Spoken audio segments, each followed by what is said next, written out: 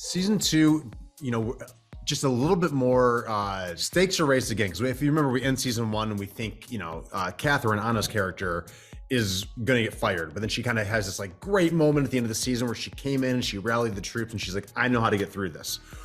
We open up on season two and it's pretty clear that she may not know how to get through this. So we're thrown right into chaos again. Stakes are just a little higher now because, Catherine's job is on the line and the company itself is in even more flux than it was last season. And as I know you saw the first two, but as the season progresses, I'm not going to give any spoilers, but like I said, the company itself finds itself in dire straits, whether or not there will be, something that might happen like a leveraged buyout or, someone else coming in to partner with that will lose the identity of the company. So stakes are higher. Characters are, their same ill-equipped selves, and it makes for a really fun watch, I think. We had such great guest stars this season, and Eric was the first one. He's in the first couple episodes, and, you have this sitcom legend come in playing a very different character than he played on Modern Family, and just as funny, just so great. You have, everyone in this cast is so funny. Then you bring someone on as a guest who is just like a comedy sniper, and it's just like it's so great. Like, he was so funny. He I don't know how much I'm allowed to spoil, but he plays this consultant for the company who's also just, he's never seen a company this bad before, and he's a crisis manager and has never dealt with this level of crisis. We have Seth Meyers is on. We have Andy Richter. We have Ben Feldman, which is really great because it's a little Superstore reunion for me and him. Of course, my brother Ike Barinholtz. He comes back. He was in last season, and we have one other person who I think we want to leave it as like a huge surprise when you watch it, but. One of the bigger stars in the world, I'll say, and you can play this clip back when you see it and validate that statement. Yeah. I mean, I don't know. It's the only show on television where you'll be able to see my slightly doughy body because I'm shirtless in multiple episodes.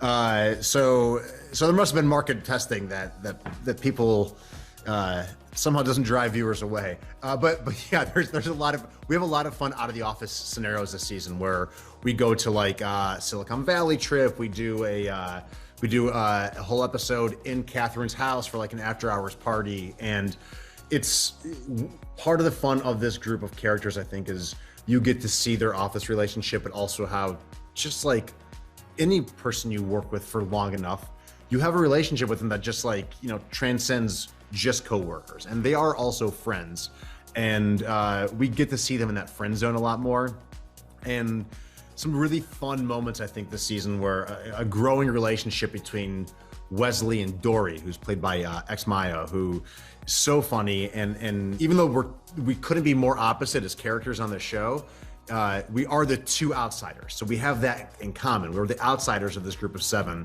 and we kind of bond over that, and there's some really fun stuff that happens with that. 100%, and Wesley plays a huge role in one of them, and actually, and not making it worse, and actually making it better for the first time ever.